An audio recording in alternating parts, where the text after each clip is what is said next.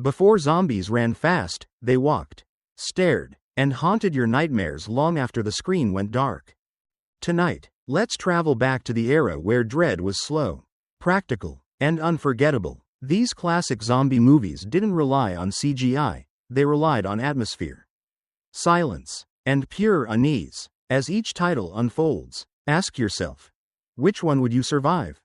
Stay with me to the end, because some of these films changed horror forever. If you love classic horror, hit like, share this video with a fellow fan, and subscribe. The grave is always open here.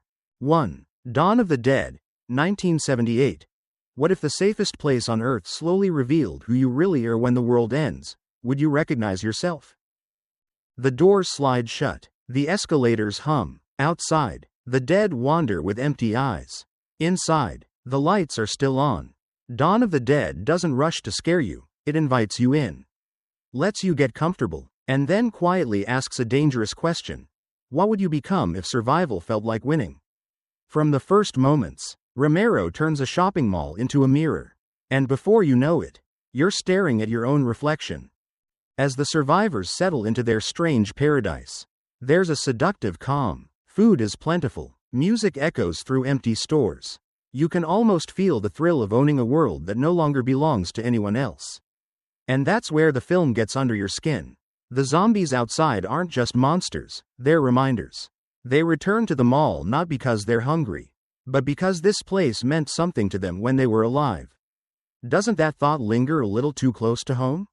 Romero tells this story like a slow-burning campfire tale. There's humor here, dark and uncomfortable, sitting right next to brutal violence. One moment you laugh, the next you flinch, and in between, you start asking yourself questions you didn't expect. If the world collapsed tomorrow, would you cling to comfort or to people? Would safety be enough, or would boredom rot you from the inside out? What makes Dawn of the Dead timeless isn't just the gore or the iconic blue-gray zombies. It's the creeping realization that the living are often more trapped than the dead. The mall becomes a golden cage, and freedom slowly fades beneath routine and false control. By the time chaos returns, you may realize the apocalypse didn't destroy humanity, it simply exposed it. So tell me, honestly, would you stay in the mall, or would you walk away before it changes you? Drop your thoughts in the comments. Your answer might say more than you think. 2. Day of the Dead, 1985. When the world is already dead. The real horror is discovering who still deserves to be called human. There is no escape fantasy here. No malls, no open roads, no illusion of freedom. Day of the Dead drops you underground, into concrete walls that feel tighter with every breath. Above the bunker, the dead own the planet. Below it, the living are slowly tearing each other apart. And from the very first scene, the film whispers a chilling idea. Maybe the apocalypse didn't end humanity. Maybe it finally revealed it. This is a zombie story told in the aftertaste of survival. The characters aren't fighting to save the world anymore. They're fighting to justify staying alive. Scientists argue with soldiers. Authority clashes with reason. Hope feels like a rumor from another lifetime. Romero doesn't rush the terror. He lets it simmer. Like pressure building in a sealed room, daring you to ask yourself how long you'd last before snapping. And then there are the zombies. Not just monsters, but experiments. The idea that the dead might learn, remember, even feel, is deeply unsettling. Watching Bub struggle with fragments of his former self forces an uncomfortable question onto the viewer. If memory survives death, where does humanity really end? Is it the lack of a heartbeat, or the absence of empathy? The soldiers bark orders and cling to violence like a life raft. Convinced power equals control, but control slips through their fingers with every passing scene. The scientists chase progress, desperate to believe knowledge still matters. Caught between them are people just trying to survive the noise. It's exhausting to watch, intentionally so. Day of the Dead wants you to feel trapped, irritated, angry, because that's what the end of the world might actually feel like. There's a cruel beauty in how the film unfolds. The slow pacing isn't a flaw, it's a warning. When nothing changes, tension becomes unbearable. By the time everything explodes into blood and chaos, it feels less like shock and more like inevitability. You don't jump, you nod, You knew this was coming. What makes Day of the Dead unforgettable isn't its brutality, it's its pessimism. This isn't a story about survival against zombies. It's about survival with other humans. And Romero seems deeply unsure that we're up to the task. So let me ask you, if you were locked underground with the end of the world pressing in, who would scare you more, the dead above, or the living beside you? Tell me in the comments. I'm genuinely curious where your fear points. 3. Zombie 2, 1979. What if the dead didn't just rise to hunt the living, but to drag the world itself back into decay? This film doesn't open with comfort or explanation. It opens with unease, like stepping onto an island where the air already feels wrong. Zombie doesn't ask for your permission, it dares you to keep watching. From the first eerie moments, Lucio Fulci invites you into a nightmare where logic dissolves and death feels ancient, patient, and inevitable, and somewhere deep down, a question begins to pulse. What if nature itself wants us gone? Unlike Romero's social mirrors, Zombie feels like a curse. The story moves like a fever dream, drifting from civilized spaces into something primal and rotten. Sunlight doesn't save you here. The ocean doesn't cleanse you. Even paradise becomes hostile. Every frame feels soaked in decay, as if the island itself remembers something terrible and refuses to forget it. Fulci's zombies are slow, relentless, and horrifyingly physical. These aren't metaphors walking on two legs, they are corpses that creak, tear, and bleed with unsettling realism. The violence doesn't shock for spectacle alone, it lingers, forcing you to look away and then pulling your eyes back again. You don't just watch death in this film, you feel it grinding forward, inch by inch. And then there's that infamous moment. You know the one. A scene so surreal, so audacious, that it crosses from horror into legend. A confrontation that shouldn't exist, yet somehow feels inevitable in this world. It's the kind of image that burns itself into your memory and resurfaces years later when you least expect it. Be honest. Did that scene stay with you longer than most modern horror films ever have? What truly separates Zombie from its peers is its atmosphere of doom. There's no belief that things can be fixed. No illusion that science, weapons, or courage will save the day. The characters move forward because stopping feels worse than dying. And that hopeless momentum seeps into you as a viewer. You don't ask who will survive. You ask how long before everything is swallowed. By the final moments, the film delivers a bleak, unforgettable statement. Civilization doesn't fall with a scream here. It erodes, quietly, inevitably, like waves eating away at stone. Fulci isn't interested in redemption. He's interested in decay as destiny. So let me ask you, do you prefer zombie films that scare you with ideas, or ones that haunt you with images you can never unsee? Tell me in the comments. And if Zombie left a mark on you, I want to know exactly where. 4. The Return of the Living Dead, 1985. What if zombies weren't silent, slow, and mindless, but screaming, laughing, and begging for brains while the world burns? This one doesn't ease you in. It grabs you by the collar, laughs in your face, and then drops a corpse on your expectations. The Return of the Living Dead opens like a prank gone wrong. The kind you can't take back once the smell of death hits the room.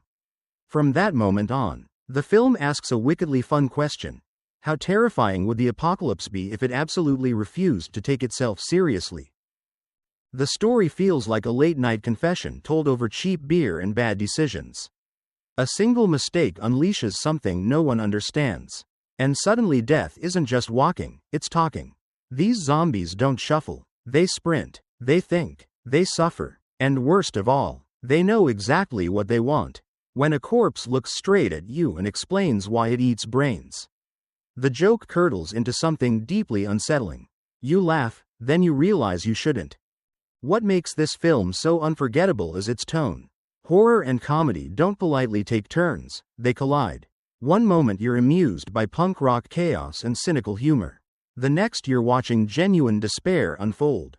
The characters aren't heroes, they're young, reckless, scared, and painfully human. They scream, panic, and make everything worse. And somehow, that honesty makes the nightmare feel closer, not farther away. The zombies themselves are a revelation. They don't die when shot. They don't stop when burned. Every solution only spreads the problem. There's a cruel irony here that lingers long after the credits roll. The more desperately humans try to fix things, the more irreversible the damage becomes. Sound familiar? Beneath the jokes and neon-soaked madness, there's a bleak core. This is one of the few zombie films that outright denies hope. No cure, no victory, no last stand that saves the day. Just escalation. The ending doesn't comfort you, it dares you to sit with the consequences. When the final choice is made, it feels less like a solution and more like surrender. And yet, people love this film, not despite its nihilism, but because of it. It understands that sometimes laughter is just another way of screaming. The punk soundtrack, the gallows humor, the self-awareness, it all masks a deeply cynical view of authority, science, and control. Adults don't save the day here. Rules don't matter. And the dead? They've already won. So tell me this. Do you think zombies are scarier when they're tragic monsters, or when they know exactly what they're doing and joke about it? Drop your answer in the comments. And if this film made you laugh and feel uneasy, you're not alone. That's exactly the point. 5. City of the Living Dead, 1980. What if a single moment cracked the gates of hell, and the dead didn't rush out, but waited for you to notice? This story begins with a suicide. Quiet, isolated, almost easy to ignore, and that's the most unsettling part. City of the Living Dead doesn't scream its danger, it whispers it. Then dares you to lean closer. From that opening moment, the film plants a dreadful idea in your mind. What if the apocalypse isn't loud, but slow, and already happening? Lucio Fulci doesn't treat this movie like a plot to be solved. He treats it like a curse unfolding. The town of Dunwich feels wrong before anything truly horrific occurs. Streets are empty, faces look distant, time itself seems slightly out of sync. As a viewer, you're not guided, you're abandoned. And in that disorientation, fear has room to breathe. The dead in this film don't behave like typical zombies. They don't swarm or chase. They exist, watching, waiting. When violence arrives, it's sudden, surreal, and deeply uncomfortable. Fulci's camera lingers in moments most films would cut away from, forcing you to confront imagery that feels less like entertainment and more like intrusion. You don't jump, you freeze. What makes City of the Living Dead so disturbing is its logic. Or rather, its refusal to provide one. Death isn't a virus here. It's a consequence, a metaphysical punishment set into motion by a broken ritual. The idea that one act, one failure, could poison reality itself feels ancient, almost biblical, and that taps into something primal. How many things do we assume are holding the world together, without ever checking if they're still intact? The characters move through the film like sleepwalkers in a nightmare. They try to understand what's happening, but understanding never brings safety. Knowledge doesn't save anyone here, it only reveals how hopeless the situation truly is. Each discovery feels less like progress and more like confirmation that something irreversible has already occurred.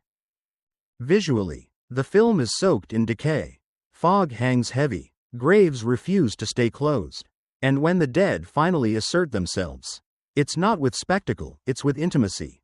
Fulci makes horror personal. The violence isn't about numbers, it's about proximity. About being too close to something you should never have seen. By the time the film ends, there's no real relief, no clean resolution, just the haunting sense that evil wasn't defeated, only acknowledged. City of the Living Dead leaves you with an unanswered question echoing in the dark. What if hell isn't a place you go, but a place that quietly opens where you already live? So tell me, do you find this kind of horror more terrifying than traditional zombie chaos? Would you rather face an army of the dead, or a town where reality itself is rotting? Share your thoughts in the comments. I want to know which fear stays with you longer. 6. Burial Ground. Nights of Terror, 1981. What if the dead didn't rise to conquer the world, but to violate the last illusion of safety inside your family? This film doesn't creep up on you. It feels wrong almost immediately. Burial Ground opens like an elegant nightmare, set in sunlit ruins and decaying aristocratic spaces where history refuses to stay buried. At first, it seems restrained, almost classical. Then something shifts. And you realize this isn't a zombie movie meant to scare you in familiar ways. It's meant to make you deeply uncomfortable for reasons you can't quite explain. The dead awaken not because of science or infection, but because the past itself is disturbed. Ancient graves are opened, and what rises from them isn't cinematic spectacle, it's rot, confusion, and hunger. These zombies don't rush. They crawl, stumble, moan, and claw like memories that should have stayed forgotten. Watching them feels less like witnessing an attack and more like watching decay reclaim what always belonged to it. What truly separates Burial Ground from other zombie films is its intimacy. This horror doesn't stay outside the walls. It seeps into rooms, relationships, and unspoken taboos. The setting, a decaying villa, becomes a symbol of old privilege, old sins, and old boundaries dissolving. As night falls, the living and the dead aren't clearly separated anymore. And that blurred line is where the film becomes disturbing in ways few zombie movies ever dare. There's a sense throughout the film that something is fundamentally off. Characters behave strangely. Conversations feel unnatural. Tension isn't built through action, but through proximity. The uncomfortable closeness between people who should feel safe with one another, but don't. And then, when the zombies finally overwhelm the space, it feels less like an invasion and more like an exposure, as if the dead are simply revealing what was already broken. Violence here is ugly, awkward, and mean-spirited. There's no heroic last stand, no noble sacrifice, just panic, betrayal, and bodies failing when they're needed most. The zombies aren't powerful because they're unstoppable, they're powerful because the living are weak, distracted, and morally adrift. That realization lingers far longer than the gore. And then there's that aspect of the film, the moment many viewers never forget, not because it's frightening in a traditional sense, but because it crosses into something taboo, something unsettling on a psychological level. You don't scream, you recoil, and you ask yourself why this made you feel worse than any zombie attack. By the end, Burial Ground leaves you hollow, not shocked, unsettled. It doesn't argue that humanity can't survive the dead. It suggests something darker, that when structures collapse, desire, fear, and decay don't disappear, they surface. So let me ask you, do you think horror should have limits, or is crossing them exactly what makes it unforgettable? Did this film disturb you because of the zombies, or because of the people? Share your thoughts in the comments. This one always divides viewers. 7. The Living Dead at Manchester Morgue, 1974.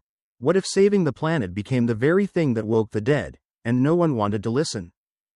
This film begins with a disagreement, not a scream, a clash of ideas. Technology versus nature, youth versus authority. The Living Dead at Manchester Morgue quietly plants a thought that feels almost prophetic. What if our attempt to clean the world actually poisoned it? From that moment on, the horror unfolds not as spectacle, but as consequence. There's a strange calm to the way this story moves. Open countryside, fresh air, a sense that life should be peaceful here. And yet, something is already wrong beneath the surface. The dead don't rise because of curses or ancient evils, but because of progress. Machines meant to kill insects, waves meant to cleanse the land. It's unsettling because it feels plausible. The film doesn't ask you to suspend disbelief. It asks you to recognize patterns you might already know. The zombies themselves are among the most unsettling of the era. Pale, damaged, angry. These aren't faceless monsters wandering aimlessly. They feel personal. They recognize. They accuse. When they attack, it feels less like hunger and more like rage, as if the earth itself is fighting back through them. Watching them, you can't help but wonder, are they villains, or evidence? But the true horror doesn't walk on two dead feet. It wears a badge. Authority in this film is loud, arrogant, and disastrously wrong. The police inspector, obsessed with control and tradition, dismisses every warning, every sign, every truth that doesn't fit his worldview. And that stubborn blindness becomes more dangerous than the undead themselves. You find yourself shouting internally, wanting to shake him, knowing full well it won't matter. What makes this film linger is its tone of frustration. The protagonists aren't heroes in the traditional sense. They don't carry weapons or grand plans. They carry knowledge, and no one wants it. Every attempt to explain the situation only deepens suspicion. Every effort to help pushes them closer to condemnation. It's horror born from being unheard. There's a raw anger beneath the surface of this movie. A political edge that cuts sharper with time. Environmental destruction. Generational conflict. Institutional ignorance. Wrapped inside a zombie narrative. These themes hit harder than expected. And when violence erupts, it feels tragic rather than thrilling. Proof that disaster was avoidable. If only someone had listened sooner. The ending doesn't offer comfort. It leaves you with a bitter aftertaste. The kind that makes you reflect rather than relax. The living dead at Manchester Morgue isn't interested in thrills for their own sake. It wants you unsettled. It wants you thinking about the cost of denial. So let me ask you, which frightens you more, an unstoppable outbreak? Or a world where the truth is ignored until it's far too late? Do you see this film as horror, or as a warning disguised as one? Share your thoughts in the comments. This one feels more relevant with every passing year. 8. White Zombie, 1932. What if losing your soul didn't require death, only surrender? Silence, and someone else's control? This is where it all begins. Before flesh-eating hordes, before apocalypse fantasies, White Zombie whispers a far older fear, the terror of being alive. Awake, and no longer yourself. The film doesn't shock you with violence. It unsettles you with stillness. With eyes that stare but don't see. With bodies that move, yet belong to someone else. Set against the shadowy mysticism of Haiti, the story feels like a dark folktale told by candlelight. A young woman is desired, denied, and then taken in the most horrifying way imaginable, not through murder, but through erasure. She walks, she breathes, she smiles, and yet, she is gone. Watching this unfold, you realize this isn't a zombie film about death at all. It's about possession, about what happens when free will is quietly stolen. Bela Lugosi's presence dominates the film like a spell you can't break. His calm voice, his unwavering stare, his absolute control over the undead workers creates an atmosphere thick with dread. He doesn't rage or rush. He commands, and that makes him far more terrifying than any monster that lunges from the dark. This is evil dressed as authority, confidence, and certainty. The zombies here aren't grotesque corpses. They're hollowed-out people, former workers, former lovers, former lives, reduced to tools. They toil endlessly, silently, without resistance, and that silence is haunting. It forces you to imagine the nightmare of awareness trapped inside a body that no longer obeys. Would you rather die, or live forever as something owned? What makes White Zombie endure is its mood. Fog drifts like memory. Shadows stretch unnaturally long. The world feels unstable, as if reality itself might slip if you blink too long. There's a sadness woven into the horror. A mourning for identity and love lost not to death, but to domination. Viewed today, the film carries uncomfortable layers. Power dynamics, colonial overtones, fear of control masquerading as exotic mystery. And yet, that discomfort only deepens its impact. This is horror born from anxiety about autonomy, about what happens when your voice no longer matters. When your choices are made for you. Unlike modern zombie films, there's no chaos here, no collapse of civilization. The horror is intimate, personal, a single woman, a single obsession, a single act of theft that ripples outward. It asks you to lean in, not recoil, and in doing so, it traps you in its quiet dread. So let me ask you, do you find this kind of horror more disturbing than gore and violence? Is losing control of your body scarier than losing your life? Share your thoughts in the comments. This is where zombie horror truly began, and its fear is still very much alive. 9. I Walked with a Zombie, 1943. What if the most terrifying thing wasn't the undead, but the silence of a woman who can no longer speak for herself? This film drifts in like a dream you don't immediately understand. I Walked with a Zombie doesn't announce its horror. It lets it breathe. The fear here isn't sharp or sudden, it's soft, humid, and haunting, like night air that presses against your skin. From the very first moments, the movie invites you to listen closely, because the scariest things are never said out loud. Set on a Caribbean island soaked in moonlight and superstition, the story unfolds like a tragic lullaby. A nurse arrives, practical and rational, believing in medicine and reason.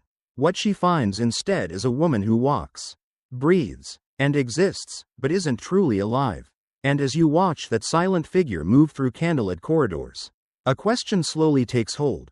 Is this woman sick, or already lost to something deeper than death? Unlike later zombie films, there is no decay here. No gore, no chaos. The horror lives in stillness, in eyes that never focus, in footsteps that follow commands without resistance. The famous nighttime walk through the sugarcane fields feels almost sacred, yet unbearably tense. Drums echo in the distance, shadows sway, and you realize you're witnessing something that feels less like a monster movie and more like a forbidden ritual. What makes I Walked with a Zombie so powerful is its sadness. This is not a story about fighting the undead. It's about loving someone who may already be gone. The film treats zombification not as spectacle, but as a state of living death, an existence without agency. Watching it today, the metaphor feels heartbreakingly clear. What is left of a person when their voice, will, and choices are taken away? There's also a quiet respect for belief systems that modern horror often lacks. The film never mocks voodoo or dismisses it as simple superstition. Instead, it allows science and faith to coexist uneasily, neither fully winning. That tension creates a lingering unease. You're never quite sure which worldview is right, and that uncertainty is where the fear settles in. Visually, the film is pure atmosphere. Fog rolls like memory. Light and shadow carve faces into masks. Every frame feels deliberate, restrained, almost poetic. It's horror you absorb slowly.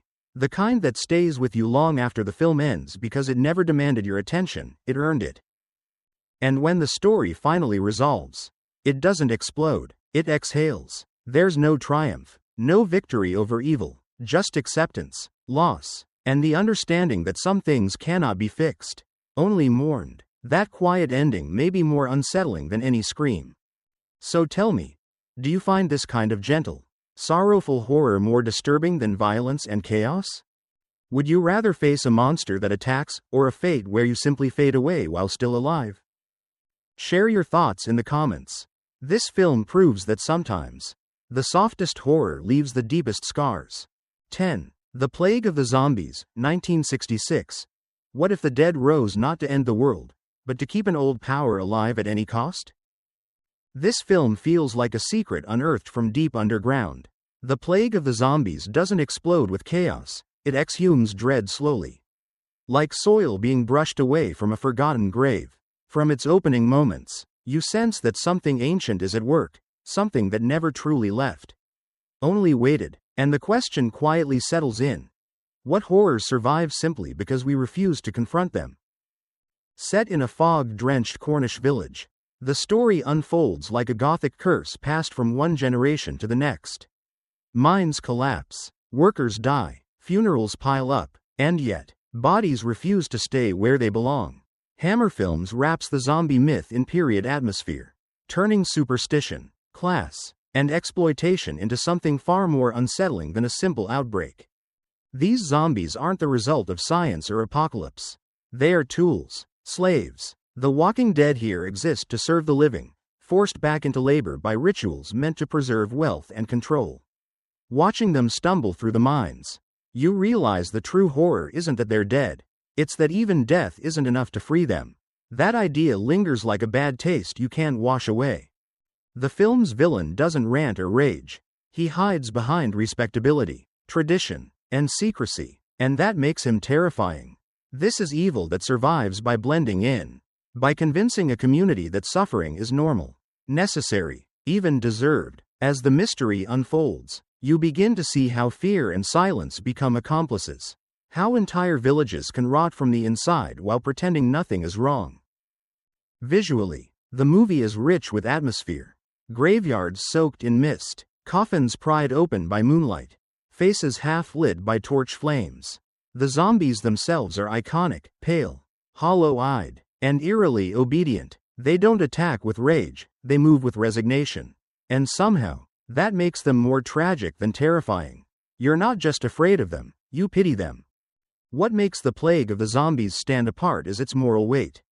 This isn't a story about survival against the dead. It's about confronting the systems that create them. The living exploit the dead, and the dead pay the price. And when resistance finally comes, it feels less like victory and more like long overdue reckoning. The climax doesn't offer simple relief. It feels heavy, earned, and sad. The cost of breaking the cycle is high, and the damage lingers even after the evil is confronted. Hammer understood something crucial here. True horror isn't just about monsters, it's about what people are willing to justify to protect their power. So let me ask you, do you see these zombies as monsters, or as victims? And which idea scares you more, that the dead rise to kill us, or that we refuse to let them rest? Share your thoughts in the comments. This is where classic zombie cinema ends, not with a scream, but with an accusation. And as we step away from the plague of the zombies, the silence feels heavier than the screams. These films didn't just show us the dead walking, they showed us why they rise. And what that says about us. From social collapse to quiet exploitation, each story left a scar in horror history. Now I'm curious, which of these classics still haunts you the most? And why? Drop your thoughts below. If you felt the chill, hit like, share this journey with another horror fan, and subscribe, because the dead never stop walking, and neither do we.